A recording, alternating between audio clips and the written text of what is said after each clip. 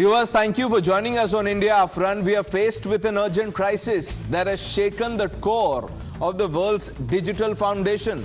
A massive IT outage crippled operations across the globe, with banks, media, companies, emergency services, and airlines all being paralyzed. You and I felt helpless in those moments as we kept staring at our screen, not knowing what to do next. At the heart of this crisis is Microsoft, the pioneer in software with millions of users affected.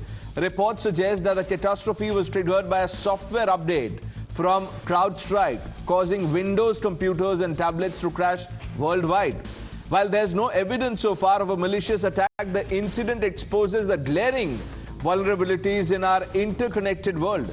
From banking and wealth management to emergency services, the repercussions are profound and are far-reaching, as we've seen today. Russia, though, boasted that its airlines and banks were not impacted by the widespread Microsoft outage. They touted Moscow's measures against Western sanctions as a shield from the digital disarray. For India, a nation rapidly embracing the power of digitization in almost every sector, this event, viewers, is a stark reminder of our own challenges. It also underscores the critical need for self-reliance, Atmanirbharta. We must move beyond innovation and access and ensure that our digital infra is resilient.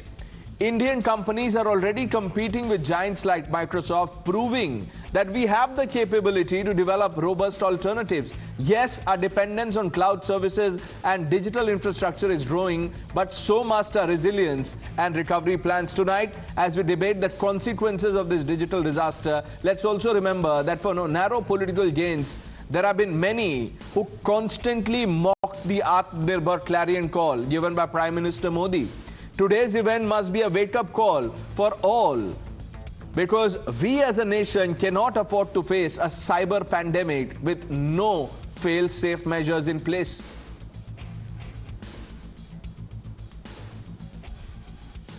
Delhi Airport Terminal 3, from where we are reporting, is also impacted. You can see the several screens showing blue. In fact, here it's written recovery. It looks like Windows didn't load correctly. If you would like to restart your PC again, restart my PC, and all the instructions are given so as to restart your system. Well, at present, I'm reporting from the Chhatrapati Shivaji Maharaj International Airport, basically the Mumbai Airport. You can see the queues outside different gates at Mumbai Airport are long today. Usually, such long queues are not to be seen. If at all there is no communication from the airlines, they have to come to the airport. The queues will be long, but manual check-ins are happening inside. Machines that has been installed outside the airport to ensure that the process is faster, that has stopped working. Bengaluru airport, where we are speaking to many passengers, they are claiming like the flights have also been cancelled, also certain flights have been delayed. And let me take you across this departure and the inquiry counters, in fact, where you can see people queued up literally to check their flight timings.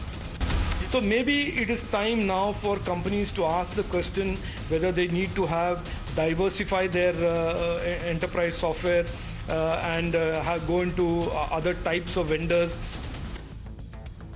Let's open this up. Rajiv Chandrasekhar needs no introduction. Former IT Minister Suhail Seth, columnist, wears many hats. Pawan Duggal, cyber security expert. Jiten Jain, cyber security expert. Dr.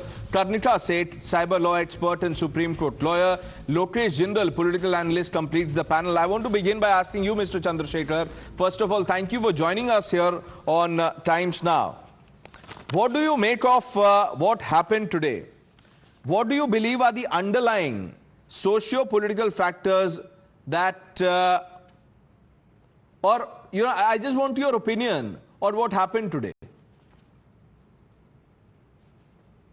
No, the information that is now trickling out is that it is a bug, or it's a bug in their in a cybersecurity platform that is installed at the host as an agent called the Falcon CrowdStrike.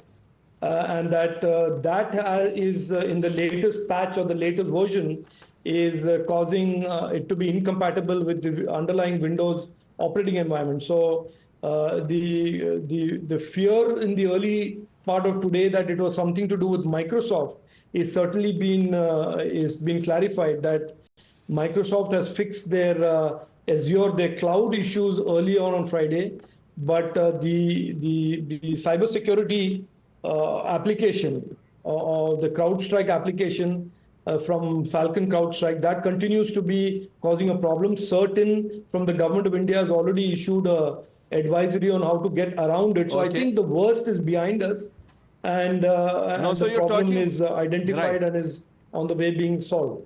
Right. So you're talking about cyber security concerns. What might they be exactly? How can the government address this? No, look, I don't think this is about cyber security as much as the increasing complexity of the digital environment that consumers and enterprises, both big and small, are operating in. 10, 15, 20 years ago, there was only an internet that we had to deal with. Now you have the internet, and then you have data centers on it. You have a cloud on top of that data center, and then you have these SaaS applications like Microsoft 365 sitting on these clouds.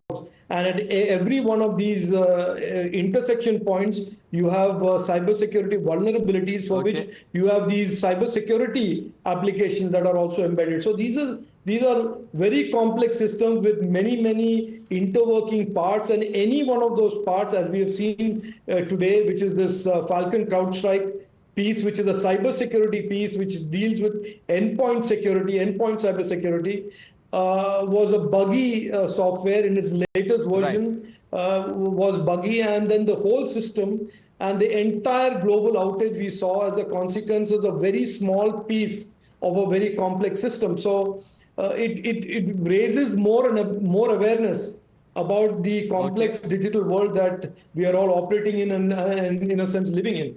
Right. With your permission, sir, I want to open this up. Please stay with us. Suhail Seth, were you hit by the blue screen? What are your takeaways from what we've seen today? So as Rajiv said, we live in an interconnected world, but that doesn't mean we shouldn't insulate ourselves from these dramatic cyber glitches. B, I have to say, I took a flight out of Bombay Airport this morning and landed in Delhi.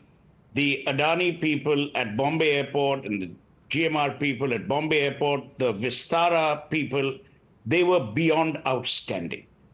I was so proud of the manner in which all of them managed passengers. There was no, halla gulla. There was no, it was done in a magnificent manner. So it just shows that when these cyber glitches happen, organizations which are customer facing have to travel that extra mile, which they did with aplomb. But it raises a very serious issue. This is economy crippling what has happened today. You're talking about India. Look at what's happened in the United Kingdom and the United States. And Pranesh, even media organizations have been hit. You're lucky that we are having this telecast right now. But media organizations have been hit. Financial services have been hit. Digital payments have been hit. Banks have been hit. I mean, this is nothing short of a cyber vulnerability of the proportions we haven't seen. It's another matter that people on the ground, whether it was Vistara or Adani or GMR, have managed it so well. But the reality is that someone in the government needs to take stock of how can we insulate India and Indians in an interconnected world without being isolated either from cyber technology advancement or from being part of an interconnected world. That is the question that people in government must answer, because ultimately it's the citizen that faces these problems, as do organizations which, as I said, are customer facing. Okay. But since you brought it up, I want to go back to Rajiv Chandrasekhar, sir. How significant is the impact of the outage on India's digital infra and government operations in the country, and what immediate steps have been taken, should be taken? I think this is... Look, I can't speak on behalf of the government, but I can certainly say that as somebody deeply embedded in and interested in the digital economy, both in India and globally, that as digitization is accelerating, many of these vulnerabilities and many of the complexities are also increasing. Vulnerabilities are increasing, complexities are increasing. So I think the discourse in the coming days following this crisis will be, how do we make sure that we live in a fail-safe digital environment? How do we make sure that the digital operating environment that small businesses, big businesses, individuals, consumers all operate in are absolutely resilient and redundant, and therefore there is an onus and obligation on the platforms to make these platforms more reliable, redundant, and fail-safe. And not just the platform, but including the lowest common denominator, Right. as we saw in this case, the cyber security agent, which is the Falcon CrowdStrike. So I think there is going to be a much more awareness and spotlight and discourse on how to make these digital environments more fail-safe and much more resilient and redundant. Right. So I want to now expand on what Suhail was talking about, the impact that we've seen today. Dr. Karnika said, at a time when we are aiming for the moon and beyond, one small bug forced the world to come to a grinding halt. Absolutely. It's such a glaring example of what technology can do and how it can actually lead to jeopardize the entire critical infrastructure across various sectors. It's not only airlines or banks. It's also other sectors like health, which could be greatly impacted. And had this been an intrusion attack, a cyber attack, it could also be under the definition of cyber terrorism under the current law in India. So it's something that we all need to wake up to. And there is a time of resilience. We are focusing on robust technology. We are already building it in India. And there have been very clear declarations, even by the Ministry of Defense, that we're working on an engine called Maya OS, which will be a substitute for Windows. And we are similarly working on AI, and I'm sure there's going to be a lot of predictive analysis to plug in these kind of vulnerabilities, which we otherwise were unforeseen in India, or in any part of the world, in fact. With the AI, we can harness and leverage and plug in these loopholes, which may exist. Right now, this is one example. There may be many others which are yet to unfold. Okay. Pawan Duggal, were we prepared for something like this? Have you, can you tell our viewers, has such a thing happened in the past?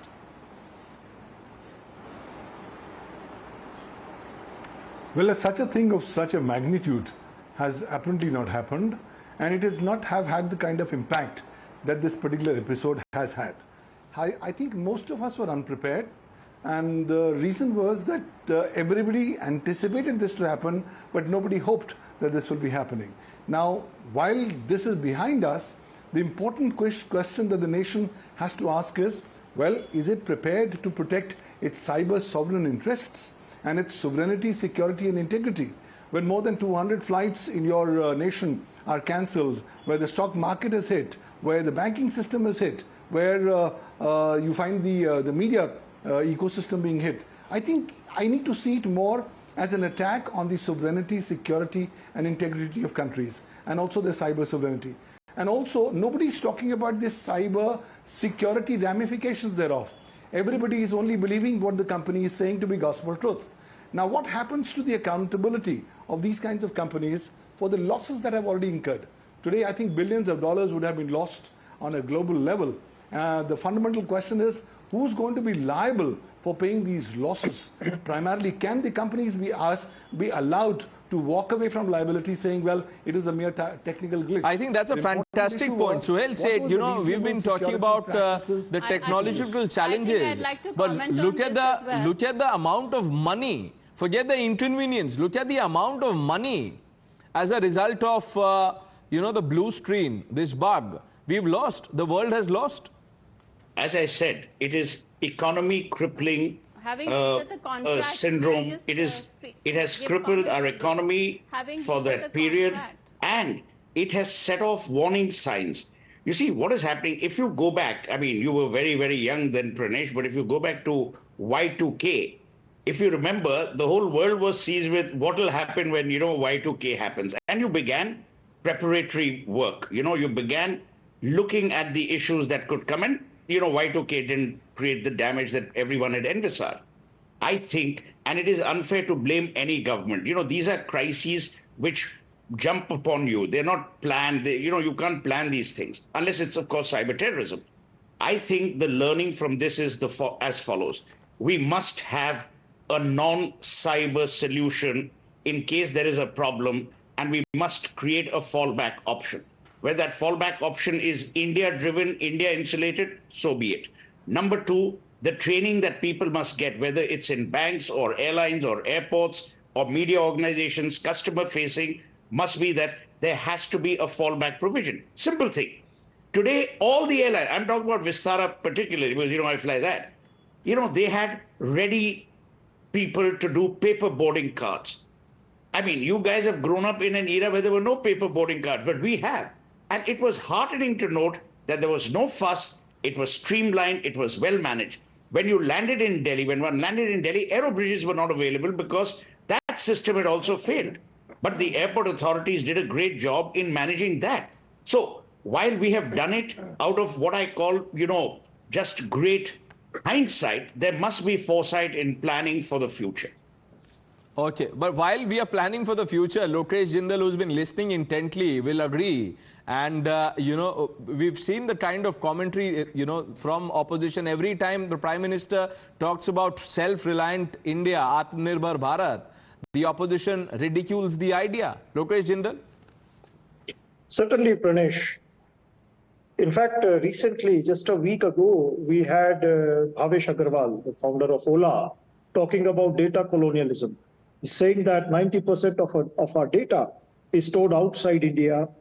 And today we see all our operating systems, all our softwares, they are cloud-driven. And in this scenario, we are vulnerable to any form of a technological glitch, and it can bring the entire economy as well as our security to under a major threat. Pranesh, the whole question is, like I think Karnika stated, that we have Maya operating system that has been developed indigenously by the DRDO. We are having various instances. We have the capacity to develop indigenously, not just the software, but also the hardware, as China has done. But are we doing it enough? No, we are not. In fact, 2023, the Maya operating system is ready with us. It is to be implemented, and all the critical infrastructure should have been put to this operating system.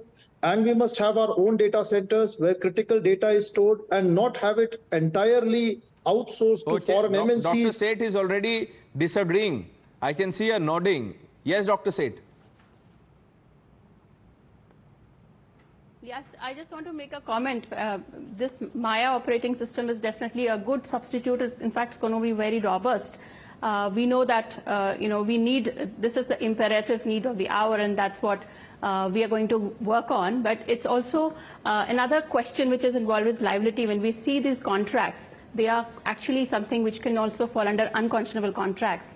We have just overhauled our consumer protection law also. So even if the Microsoft, for example, has a clause in its contract saying that it will not be liable for any interruptions which happen like this, like outages, right, will that clause stand the constitutionality and in terms of, availability of services to customers when it can have such huge repercussions? So having looked at the legal standpoint, I feel that this is an interesting area to introspect, and it will be setting an example for a future, Okay, so that's a policy-related issue. In fact, let me bring in Rajiv Chandrasekhar once again. Sir, does it present a need to develop and promote local cloud infrastructure and services to reduce reliance on global providers, in this case, Microsoft? No, I think there is certainly a case to be made, and that the threat that the big tech represents, the dominance that these few companies and few platforms across the world represent, needs to be addressed. I think that we need more competition. We need more competition, not just to Microsoft 365, but to Google search, and to Facebook, and to all of these platforms that are beginning to dominate our digital world as we know today. And there are good companies today in India. Zoho, for example, is a company that has a suite of products that competes well with Microsoft. It's a designed in India, built in India company. And I think there is no reason why small enterprises, big enterprises, and consumers should not look to diversifying their software platforms from just these big platforms that we know. So I think all of this is going to naturally sort of organically grow in people's minds and businesses' minds when they start looking at what has happened in the last 24 hours and the disruption it has caused consumers, their businesses, consumers themselves, and small businesses, for whom, by the way, a 1 hour, 2 hour outage for a small business could be absolutely fatal. And it is totally, unacceptable for a business that depends on its SaaS platform to be available to it 24/7. Suddenly, to find that for 2 hours it cannot access and can't do its business. So these are all issues that are important issues as we digitize, as we move, as the world moves to a more digital world. That we need to understand while complexity increases, the safety and reliability, redundancy, and fail-safeness should continue to absolutely. And in fact, Suhail underlined that point in his opening remarks, where he said that this was a economy crippling situation, and there are many lessons to be learned here. Now, Jiten Jain, you've heard stakeholders, our panelists so far. What is your takeaway from what we've seen?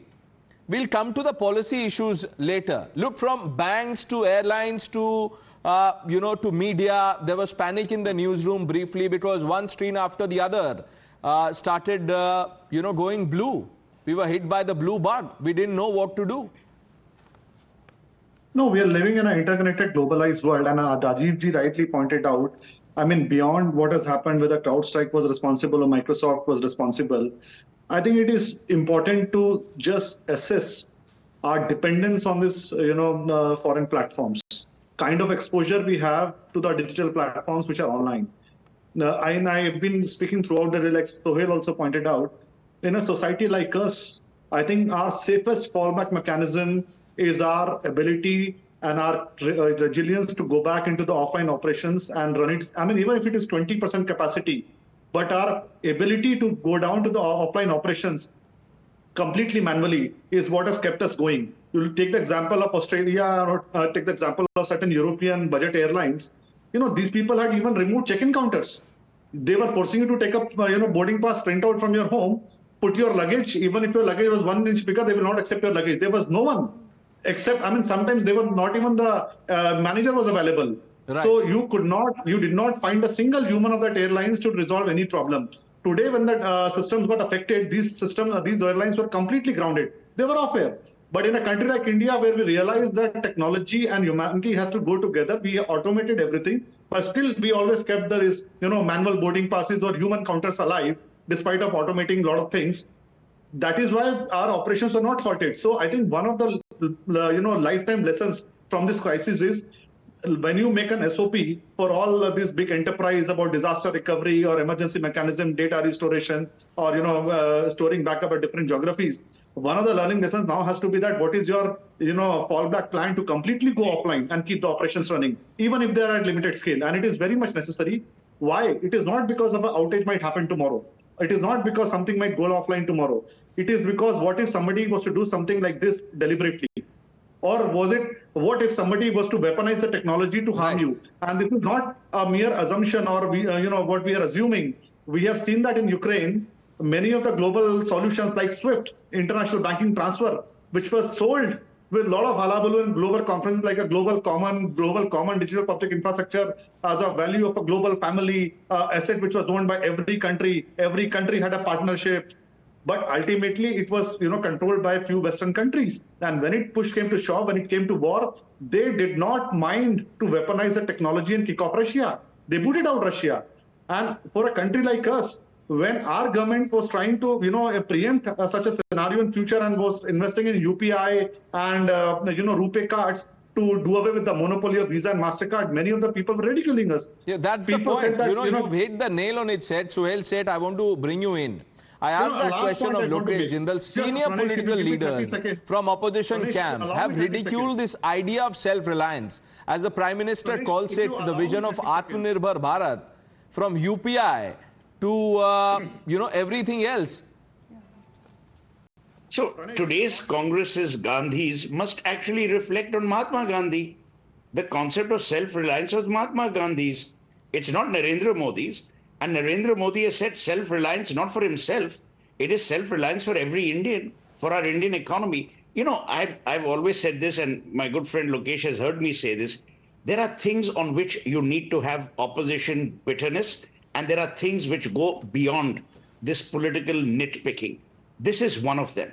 Because everyone's objectives, including the Congress Party, TMC, whoever they may be, their objective is to make sure that India runs safely, securely, without the citizen being inconvenienced. That's simple. So where does politics come into this? Yes, he has a point. If the government has launched a Maya program, the government needs to implement. My worry about governments is only this much, Pranesh. We move from crisis to crisis. If you read Alice in Wonderland, she says lessons are those that lesson from lesson to lesson. We live from crisis to crisis. So is this going to be a wake-up call? I think yes. Should we have an SOP? I've mentioned this in my opening remarks. Number 3, there should also be passenger or customer communication, which is very transparent, so that it doesn't create panic. A lot of people at airports are worried. If the aero bridge nahi lag raha, ye nahi lag raha, will the planes fly safely? People are worried. This is an interconnected world. We've seen planes drop out of the sky. So I think we should look at it from an optimistic perspective. We should learn from what we've done today. We should praise the people who did a great job. And we should now pull back and see what are the things we need to set in motion so that if this happens again, we will be well prepared rather than only prepared for a television panel discussion. Yes, Jiten, you wanted to come in. Yes. Pranesh, last point I wanted to make. See, we have to see beyond that. As I mentioned, that tomorrow, any country, if they go to a war tomorrow, they'll weaponize the technology to harm you. And this is not about these Western countries. See, what has been exposed today is our over-dependence on Western companies for software supply chains. There is a worsening situation on the hardware supply chains, which is exposing our dependency to China. Most of the hardware we are using, most of these semiconductors we are using, most of these small chips like Adreno boards and stuff we are using are all being procured from China. And many of the smart vendors have now imported, because we are trying to restrict import from China. They are just white labeling it, but by first shipping it to Thailand or Singapore and then bringing it to India and then relabel it as Make in India programs. I think we must now have to very carefully see that assembled in India is not sold as Made in India products. And third, I think just look 10 years from now. Many of these very 3 big tech companies, Microsoft, Google, and Baidu in China, they are now approaching city administrations across the world to launch 4,000, 5,000 self-driving cars. In Wuhan, you have 4,000 self-driving cars at cheaper prices today. Tesla is doing the same. So what happens tomorrow if a bug like this was to affect the navigation system in real time? Who will be responsible for the accidents these cars may cause? There'll be So I think now we have to... It'll be like a sci-fi film. Except that, there'll be no director to control what happens. Which is evolving today.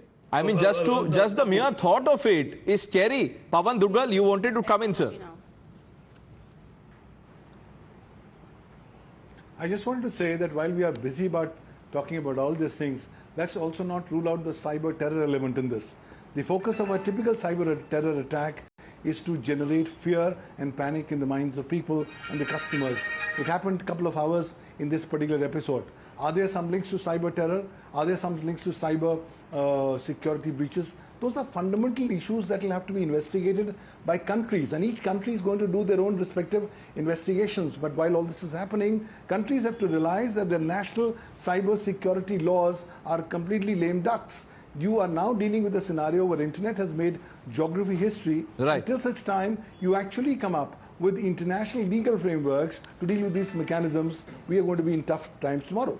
Let's put that to Rajiv Chandrasekhar. Sir, what lessons are to be drawn here and how can this shape the policies in the future?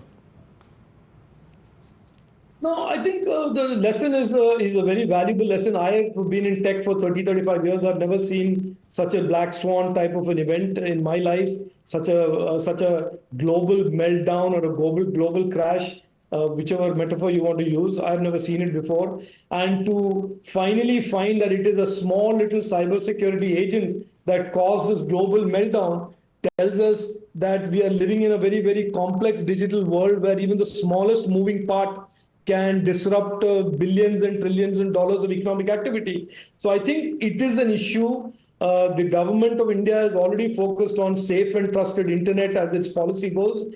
I hope that that is expanded to address the issue of cloud-based applications and the overall digital ecosystem that supports SaaS and cloud-based applications that are consumed by small businesses, big businesses, and individuals. Right. That they are much more fail-safe, they are much more safer and trusted, and are designed to be resilient and redundant. Well said, sir. You know, Suhail, I want to give you the last word on the show. Look, the politicians also have to learn a lesson. The politics thus far, or at least the commentary, has been roti, kapda, makan, sadak, bijli. Not that they are not important, but all of this today is being seen to be controlled by technology. And that has to be now at the center of the conversation, pro-people conversation. You know, if you go back and look at what the government did from 2014, and I don't mind, I mean, you know, who am I? Give credit to Dr. Manmohan Singh's time, to Rajiv Gandhi, if you wish. We have today developed a digitized economy which we should truly be proud of. It is inclusive, it is transparent, and it seeks no barriers of discrimination. In order to secure this digitized economy, as Pawan said, we need to put measures in place so that there is no cyber terrorism, there is no cyber vulnerability, and there is no accident. For that, we need to have an SOP which is clear-headed, which is functional, and which is implemented. The problem in India is we have all the solutions, but we wait an eternity to implement them. So if this doesn't wake us up, I don't think anything else will. And my last point is, give credit where it is due. You know, we keep talking about human beings and redundancies and all. Today, it is human valiance, it is human effort, and it is human ingenuity that saved the day, that prevented people from missing their flights or the inconvenience that they've gone through. And we must salute those people who, in the wake of this global glitch, were able to do their jobs with aplomb and not cause the panic one would have imagined that had been caused. Absolutely. And from one Seth to the other, this is a panel dominated by the Seths. Dr. Seth, you had your hand up. Yes, ma'am. Yeah, just one comment on that. I would like to say that while the emphasis now will be more on the technology and making the Make in India program, as we already are progressing on the same with fast speed, what is also important is the legal policy, because accountability of, like we have intermediary guidelines now for intermediaries has increased. We have data protection law, we have DIA coming in, DPDP is already there. So we see a lot of changes in the, I would say, liability aspect. Even 3 criminal bills have come into play. So we need to look at the accountability of these OS operators also. Now Right. That's something which has to go in hand with technological changes. That's my end comment. Thank you. I thank all of you for joining us on India Upfront. And at the end, before we move on, I just want to tell you viewers that whatever we do, whatever happens, let's at least take a pledge to not mock the idea of self-reliance. Today, like Suhail said, it has taught us a lesson. And if we don't learn our lessons, it's to our own peril. Let's move on.